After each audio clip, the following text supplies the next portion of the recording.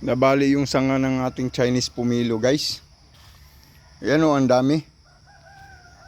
Hindi pa matured yung mga pumilo.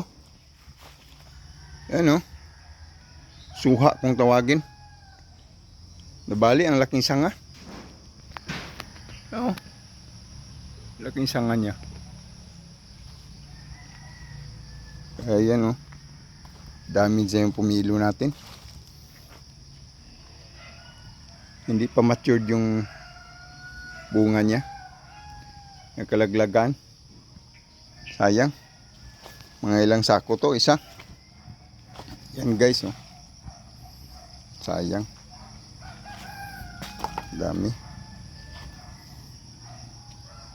Pero mayroong pwede na makain ito. Kasi pag tinabi mo lang yan, kusang nahihinog pagdating ng panahon. Sayang guys yung Chinese pumilo natin.